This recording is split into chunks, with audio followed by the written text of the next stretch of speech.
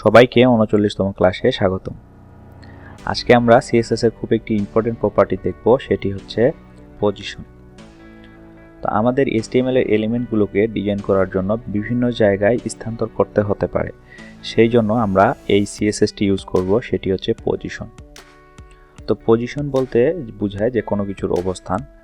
তো আমরা এই পজিশন CSS এর মাধ্যমে আমাদের বিভিন্ন এলিমেন্ট বা টেগগুলোকে অন্য জায়গায় স্থানান্তর করব বা বিভিন্ন জায়গায় নিয়ে যাব। তো সেই ক্ষেত্রে প্রথমে আমি এখানে কিছু HTML নিয়ে নিচ্ছি এবং এটিকে ডিজাইন করব বোঝার জন্য। তো প্রথমে আমি একটা ডিপ ক্লাসের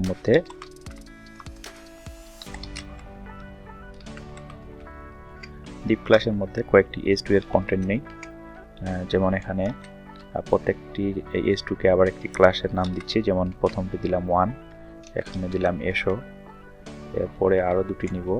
তো দ্বিতীয়টি দিলাম TWO2 নামে ক্লাস, তৃতীয়টি 3 নামে ক্লাস, এবং এখানে লিখতেছি কাজ এখানে শিখি। তো আমরা যদি এখানে আউটপুটটি দেখি তাহলে দেখতে পাচ্ছি এসো কাজ শিখে দেখা যাচ্ছে। তো আমরা এটিকে কিছু এখন স্টাইল দিব। তো সেই ক্ষেত্রে আমরা এখানে যে হেডার এরিয়ার মধ্যে যে H2 গুলো নিয়েছি, তো এই হেডার এরিয়াকে একটি বর্ডার দিব। তো ক্লাস দিয়ে CSS করতে গেলে প্রথমে অবশ্যই একটি ডট নিতে হবে, তারপর ক্লাসের নামটি দিয়ে ভিতরে CSS করতে হবে। তো এখানে আমরা দিচ্ছি বর্ডার 2 পিক্সেল সলিড, এবং এটিকে ব্ল্যাক রঙের একটি বর্ডার দিলাম। তো এরপরে এটিকে আমরা পেডিংও দিচ্ছি এখানে কিছু, যেন দেখতে খুব সুন্দর দেখায়, যেমন 20 পিক্সেলের পেডিং চারিদিকে দিয়ে দিলাম। তো এরপরে আমরা এর HTML স্ট্রাকচারটাতে 1, 2, 3 নামে 3টি ক্লাস নিয়েছি। তো এগুলোকে একই ধরনের CSS করার জন্য 1 কমা দিয়ে আবার 2 আবার কমা দিয়ে 3, এই 3টি কিন্তু ক্লাসের নাম নিয়ে নিলাম, একই ধরনের CSS করবো। এই জন্য প্রথমে নিচ্ছি ব্যাকগ্রাউন্ড কালার একটি দিব। তো ব্যাকগ্রাউন্ড কালার একটি রেড দিয়ে দিলাম। এরপরে এখানে একটি টেক্সটের কালার দিচ্ছি সাদা। তারপরে টেক্সটগুলোকে বলে দিব যে টেক্সট অ্যালাইন সেন্টার।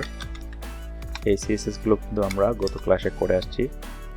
তারপরে এটিকে একটি উইডথ দিব, যেন এটি 200 পিক্সেলের মধ্যে অবস্থান করে,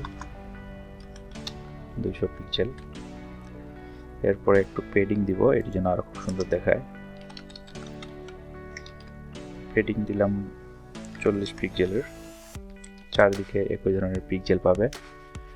তো এখানে আমরা এখন দেখতে পাচ্ছি যে 3টি কিন্তু একই ধরনের CSS হয়ে গেছে, মানে 3টিতে একই ধরনের স্টাইল নিয়ে নিয়েছে। তো আমরা এখানে এসো কাজ শিখি এখানে 2টা আলাদা কালার করে দিব, আলাদা ব্যাকগ্রাউন্ড কালার করে দিব। তো সেই জন্য আমাদের যে 2 নামের ক্লাসের মধ্যে যে আমরা H2টা নিয়েছি সেটিকে কালার চেঞ্জ করব। সেক্ষেত্রে আমরা 2কে বলে দিচ্ছি ব্যাকগ্রাউন্ড কালার সাপোজ গ্রিন, এবং 3 ক্লাসের মধ্যে যেটি নিয়েছি সেটিকে বলে দিব আরেকটি ব্যাকগ্রাউন্ড কালার এখানে অরেঞ্জ। তো এখানে আমরা 3টি বক্স দেখতে পাচ্ছি এসো কাজ শিখি, এই 3টি বক্স 3 ধরনের কালার নিয়েছি।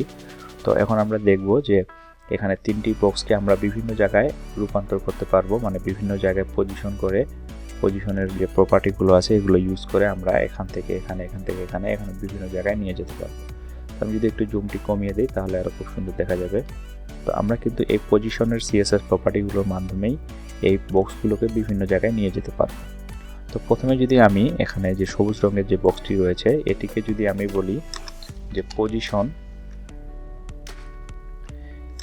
স্ট্যাটিক, তো এই পজিশন স্ট্যাটিকটি মূলত আমাদের যে কন্টেন্টগুলো স্বাভাবিকভাবে যেভাবেই শো করে, মানে আমাদের যে এলিমেন্টগুলো আমরা যেভাবে নিয়েছি ঠিক সেভাবেই থাকবে, এটির কোনো অবস্থানের চেঞ্জ হবে না।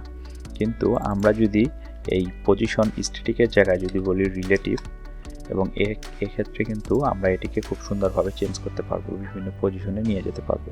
তো এই পজিশন প্রপার্টিগুলো ইউজ করার ক্ষেত্রে আমরা যখন পজিশন প্রপার্টিগুলো ইউজ করব তখন কিন্তু আমরা এটিকে এক জায়গা থেকে আরেক জায়গায় নিয়ে যেতে পারবো। তো এই যে এক জায়গা থেকে আরেক জায়গায় নিয়ে যাব, এই ক্ষেত্রে আমরা এখানে 4 ধরনের প্রপার্টি ইউজ করব। একটি হচ্ছে লেফট, একটি রাইট, একটি টপ, একটি বটম। তো এখানে আমি পজিশন রিলেটিভ তারপরে আমরা যদি এখানে টপ দেই, যে টপ থেকে আমরা 200 পিক্সেল নিচে নামিয়ে দিব, সেক্ষেত্রে দেখা যাচ্ছে যে আমাদের যে সবুজ রঙের যে কাজ লেখাটি রয়েছে এটি কিন্তু টপ থেকে 200 পিক্সেল নিচে নামে গেছে। তো আমরা যদি এটি আবার 100 পিক্সেল করে দিই তাহলে কিন্তু 100 পিক্সেলে চলে আসবে। তো সেমভাবে আমরা যদি আবার বলি যে লেফট থেকে এটি 300 পিক্সেল সরে যাবে, সেই ক্ষেত্রে এটি দেখা যাচ্ছে লেফট থেকে কিন্তু 300 পিক্সেল সরে গেছে। তো এভাবে আমরা টপ, বটম, লেফট, রাইট করে কিন্তু এটি অবস্থান সরাতে পারবো। তো এবার যদি পজিশনের আরও একটি আমরা ভ্যালু দেখি, সেটি হচ্ছে স্টিকি। তো পজিশন স্টিকিটির ফলে আমাদের যে এলিমেন্টটাকে আমরা পজিশন স্টিকি করলাম সেটি স্ক্রল করলে তার নিজের অবস্থানেই খুব সুন্দরভাবে দাঁড়িয়ে থাকবে, এটি আর নড়াচড়া করবে না। আমরা যখন এখানে রিলেটিভ ইউজ করছিলাম তখন কিন্তু আমরা যদি এখন এখানে কিছু আরও কন্টেন্ট বাড়িয়ে দেখি, যেমন আমি এখানে কিছু কন্টেন্ট দিয়ে দিলাম। তো এখন যদি এখানে আমি রিলেটিভ ইউজ করার পর যদি আমি এটা স্ক্রল করি, সেক্ষেত্রে দেখা যাচ্ছে আমাদের যে কাজ বা প্রত্যেকটি যে এখানে বক্সগুলো নিয়েছি আমরা বক্স করে সুন্দর করে ডিজাইন করে নিয়েছি, এগুলো কিন্তু খুব সুন্দরভাবে উপরে উঠে যাচ্ছে। কিন্তু এটিকে যখন আমি স্টিকি বলবো, তো এটি কিন্তু তার নিজস্ব অবস্থানেই স্ক্রল করার পর কিন্তু সে সেখানেই থেকে যাচ্ছে। যখন আমরা এটিকে উপরে নিয়ে যাচ্ছি তখন সে কিন্তু উপরে উঠতেছে না, তার যেই অবস্থানটি ছিল যে এসো এবং শিখির মাঝখানে যে কাজটি ছিল এখানেই কিন্তু থেকে যাচ্ছে। কিন্তু যখন আমরা স্ক্রল করতেছি তখন কিন্তু সে তার অবস্থানেই থেকে যাচ্ছে। মানে এখানে আমাদের উপর থেকে দেখা যাচ্ছে আমরা 100 টপ দিয়েছি এবং লেফট দিয়েছি 300, সে যার কারণে সেখানে একটি পরিমাণ মতো স্থানে থেকে যাচ্ছে। তো এরপরে যদি আমরা আরও একটি ভ্যালু দেখি, সেটি হচ্ছে অ্যাবসোলিউট। তো আমরা যখন অ্যাবসোলিউট ইউজ করতেছি একটা জিনিস লক্ষ্য করি, যখন আমরা অ্যাবসোলিউট ইউজ করলাম তখন কিন্তু এই যে এখানে কাজের যে অবস্থানটি ছিল মানে S2 যে মাঝখানে ছিল এটি কিন্তু এখান থেকে সরে গেল, মানে এর যে জায়গাটা ছিল এর জায়গাটাও কিন্তু এখান থেকে সরে গেল এবং এ উপরে উঠে গেল। এবং এখানে আমরা লেফট রাইট করার মাধ্যমে এটিকে কিন্তু আমরা আমাদের গন্তব্য জায়গায় মানে আমাদের পছন্দ মতো জায়গায় নিয়ে যেতে পারবো। যেমন আমরা যদি এখানে 10 পিক্সেল দিই, সেই ক্ষেত্রে এটি কিন্তু 10 পিক্সেল পাচ্ছে উপর থেকে। তো যখন অ্যাবসোলিউট আমরা ইউজ করব সেই ক্ষেত্রে এর যে প্যারেন্ট ডিপটা থাকবে সেই প্যারেন্ট ডিপে অবশ্যই রিলেটিভ থাকতে হবে। যদি সেই জায়গায় রিলেটিভ না থাকে সেই ক্ষেত্রে এটি বডি ট্যাগ, আমাদের যে HTML এর বডি ট্যাগ রয়েছে এই বডি ট্যাগকেই এর প্যারেন্ট ট্যাগ হিসেবে নিয়ে কাজ করবে। যে এখানে বডি ট্যাগ রয়েছে এই বডি ট্যাগের পরেই কিন্তু আমাদের এই কন্টেন্টটি রয়েছে, এটিকে নিয়েই কাজ করবে। তো আমরা যদি চাই যে না আমরা আমাদের নির্দিষ্ট এরিয়ার মধ্যেই তাকে আমরা পজিশন করে রাখবো, যেমন আমরা এখানে একটি হেডার এরিয়া নিয়েছি এবং সুন্দরভাবে বর্ডার করে দিয়েছি, আমরা চাচ্ছি এই বর্ডারের মধ্যেই সে উপরের দিকে 10 পিক্সেল একটা দূরত্বে থাকবে এবং লেফট থেকে 300 পিক্সেল থাকবে। তো সেই ক্ষেত্রে আমাদের হেডার এরিয়াকে অবশ্যই এখানে পজিশন রিলেটিভ করতে হবে। যেমন আমরা এখানে পজিশন রিলেটিভ করে দিলে দেখা যাচ্ছে যে এ কিন্তু এই যে আমাদের হেডার এরিয়ার যে বাউন্ডারি আমরা দিয়ে দিয়েছি এর বাইরে কিন্তু সে যায়নি। কিন্তু যখন আমরা এটিকে আমরা যখন পজিশন করব না সেই ক্ষেত্রে কিন্তু সে বডি ট্যাগকে তার প্যারেন্ট ডিপ হিসেবে নিয়ে নিবে এবং তার আন্ডারেই কিন্তু সে কাজ করবে। কিন্তু যখন আমরা প্যারেন্ট ডিপকে পজিশন রিলেটিভ করব তার আন্ডারেই কিন্তু আমাদের এই অ্যাবসোলিউটটা কাজ করবে। তো এরপরে আরও একটি ভ্যালু রয়েছে, সেটি হচ্ছে ফিক্সড।